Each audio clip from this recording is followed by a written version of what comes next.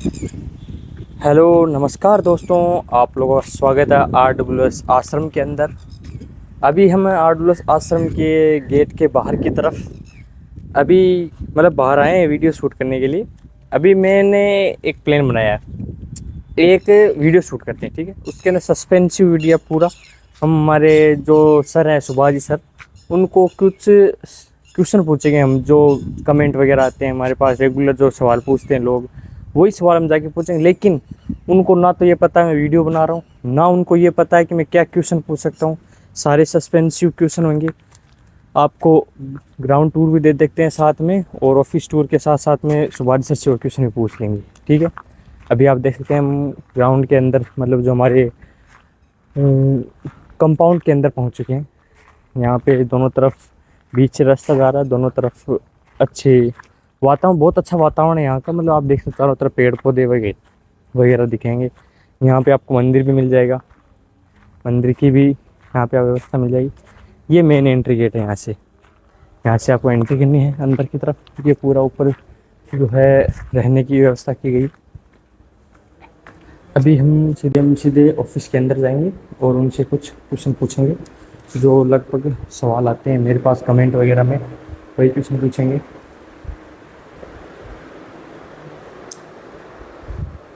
Good morning sir.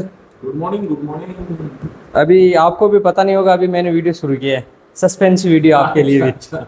Suspense video है, जो comment वगैरह आते हैं कुछ बच्चों के, वो क्वेश्चन मैं आपको पूछूंगा। अच्छा अच्छा, उस क्या हिसाब कमेंट से आ रहे हैं? उस हिसाब से मतलब जो हमारे एकेडमी है, जो हमारे आश्रम है, उससे हाँ हाँ, रिलेटेड क्वेश्चन है। ठीक है। जैसे सबसे पहला क्वेश्चन आपके लिए कि आर्डूस आश्रम शुरू करने का सबसे बड़ा उद्देश्य क्या है आपका? इसमें सबसे बड़ा उद्देश्य तो ये है कि जैसे 12th पास बच्चे आए और कुछ बच्चों को ऐसे लगता है कि मैथ में कमज़ोर हैं, रीजनिंग में कमज़ोर हैं, कोई सब्जेक्ट यहाँ पर कमज़ोर नहीं होने देंगे पहली बात तो। और हमारे पास में जो बच्चा आता है कम से कम 6 महीने का टारगेट लेके आए, कम से कम 6 महीने का अगर टारगेट लेके आता है तो उस बच्चे को हम सिलेक्शन दे के भेजेंगे। क्योंकि यहाँ पर हम एक पूरा प्लान के तहत तैयारी करवा रहे हैं, जिसमें चाहे मैथ, रीजनिंग, जीके, जीएस जो भी क्लास हो, पहले टॉपिक का बेसिक करवाते हैं। बेसिक होने के बाद में इसमें एडवांस लेवल तक लेके चलते हैं। और इसके अलावा यहाँ पर मोबाइल भी 2-3 घंटे के लिए सीमित टाइम के लिए देते हैं। उसके अलावा मोबाइल भी जमा रहता है। और मतलब सप्ताह में जो 7 दिन होते हैं ना, 7 दिन उनको बराबर मेहनत करवाई जाती है। तो आजकल बराबर अगर कोई बच्चा मेहनत कर लेता है उसका सिलेक्शन हो ही जाता है, इस पर्पज से ही। तो सर यहाँ पर जो बच्चे आते हैं पढ़ाई करने के लिए, उनके दिनचर्या में क्या बदलाव आता है यहाँ पे आने के बाद में? यहाँ पर आने के बाद में सबसे बड़ा बदलाव ये है कि बच्चा एक मोबाइल से सीमित टाइम के लिए कनेक्टिविटी उनकी रहती है, तो उनका पढ़ाई में धीरे धीरे मन लगता है। और यहाँ पर हम मतलब शाम को इवनिंग में जब भी 7 बजे इनका मतलब ट्यूशन वगैरह का हम डिस्कशन करते हैं, उस टाइम में इनको मोटिवेट किया जाता है।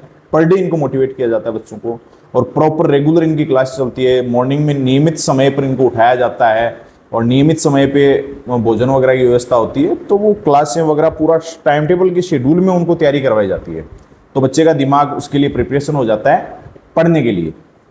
तो जैसे अपने पहला बैच शुरू कर दिया है, अब अगर कोई बच्चा आना चाहे तो उसका अगर बेसिक कमजोर है हाँ। तो यहाँ से शुरू कर सकता है? नहीं, 1 तारीख से जो बैच आ रहा है ना उसमें आ जाए, उसको कोई दिक्कत नहीं आने देंगे। उनको सेपरेट अलग से पहले बेसिक चीज़ें उनको करवाई जाएगी, उसके बाद में उनको तैयार किया जाएगा। तो 1 तारीख वाले बैच में जो भी कैंडिडेट आना चाहता है, जो 12th पास बच्चा है, किसी के दिमाग में ये है कि मेरे को दिल्ली पुलिस में लगना है, तो वो बच्चा आ सकता है। क्योंकि उसको फिजिकल भी हम करवाएंगे, कंटिन्यू उनकी क्लास भी होगी।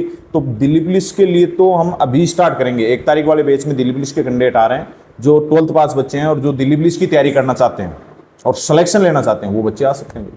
अच्छा, तो मतलब जो बच्चे आते हैं उनको आप सिर्फ पढ़ाई से रिलेटेड रखते हो, ग्राउंड, फिजिकल और प्रैक्टिस भी होती है यहाँ पे अच्छी? बिल्कुल, यहाँ पर फिजिकल रेगुलर करवाया जाता है। और जिस बच्चे का मान लीजिए फिजिकल किसी भर्ती का हो जाता है, उसका केवल रिटन एग्जाम है, तो वो बच्चा 6 बजे से 7:30 बजे तक लाइब्रेरी में रहेगा।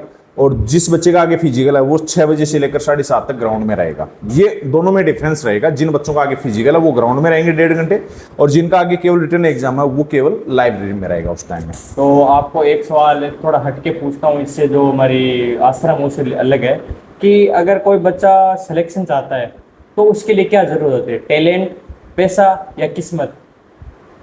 अब मेरे हिसाब से इसमें मेहनत करनी होती है, सही दिशा में अगर सही तरीके से अगर बच्चा मेहनत करता है तो सिलेक्शन हो जाता है। पैसे से सिलेक्शन नहीं होता है और केवल अकेली मेहनत से भी नहीं होता है, मेहनत के साथ सही मार्गदर्शन में मेहनत करें, वो इम्पोर्टेंट होती है। तो जैसे मतलब कोई बच्चा आया है राजस्थान के दूसरी जगह से, या फिर मतलब हमारे शिखर से बाहर से आया है जो हमारे हॉस्टल में रहता है, तो उसके लिए आर्डूस आश्रम में खाने की क्या व्यवस्था है, क्या सुविधा होती है उनके लिए? यहाँ पे रहता है जैसे बाहर से जो भी बच्चा आता है, बाहर के बच्चों को हम लेते हैं, जो यहाँ पर खाने पीने की पूरी व्यवस्था रहती है उन बच्चों को हम रखते हैं। सबसे पहला तो होता है कि मॉर्निंग में इनका नाश्ता होता है। जैसे ही इनका 8 बजे ब्रेकफास्ट होगा, उसके बाद में दोपहर में 12 से 1 इनका दोपहर का खाना होता है और शाम को फिर 8 बजे शाम को खाना होता है। अच्छा, तो जो बच्चा पहली बार घर से इतनी दूर तैयारी करने के लिए आता है, उसको घर जैसा माहौल भी चाहिए, घर छोड़ के बिल्कुल, आता है तो दोपहर में उनको लस्सी मिलेगी, वो भी ऐसा नहीं कि सीमित मात्रा में, एकदम से ठीक ठाक बढ़िया, घर पे जिस तरीके से बच्चा खाने पीने की व्यवस्था रहती है उस तरीके से मिलेगी। एक बच्चे को घर से घी लेके आना पड़ेगा, क्योंकि घी इतना महंगा है कि हम यहाँ पर ये चीज़ तो नहीं दे सकते बच्चों को। वो घी उनको बच्चों को घर से लेके आना पड़ेगा, बाकी कोई दिक्कत नहीं आएगी। जो 12th पास बच्चे आएंगे उनको शाम को दूध की व्यवस्था भी उनके लिए रहेगी, दोपहर में लस्सी वगैरह की व्यवस्था उनके लिए रहेगी और अच्छा उनको नाश्ता मिलेगा। अच्छा, तो आखिरी सवाल आपके लिए कि अगर कोई बच्चा एसएसबी, सीआरपीएफ, सीआईएसएफ, आईटीबीपी किसी भी तैयारी करने के लिए बाहर से आता है, तो शुरुआत में उसको क्या गाइडेंस मिलती है, क्या गाइडलाइंस मिलती है उसको? शुरुआत में उनको हम देखो, पहले तो मैं तो रीजनिंग हम रखते हैं कि उनको बेसिक से हम पढ़ा के फिर टॉप लेवल तक लेके चलते हैं। तो बच्चा एक बार अगर पढ़ लेगा तो फिर जिंदगी में दोबारा उनको पढ़ने की आवश्यकता नहीं होगी, क्योंकि किसी भी टॉपिक का अगर पहले बेसिक पढ़ा, उसके बाद में 70, 80, 100 क्वेश्चनों की उनको प्रैक्टिस करवाई, उसके बाद में 50, 60 क्वेश्चन का उनका टेस्ट लिया, फिर उसका सॉल्यूशन करवाया, फिर उनका ऐप के ऊपर फिर टेस्ट लिया, तो वो टॉपिक इतना शानदार हो जाएगा उनका कि उनमें दिक्कत उनको आएगी नहीं। ये बात है। अच्छा, तो आज के लिए बस इतना ही।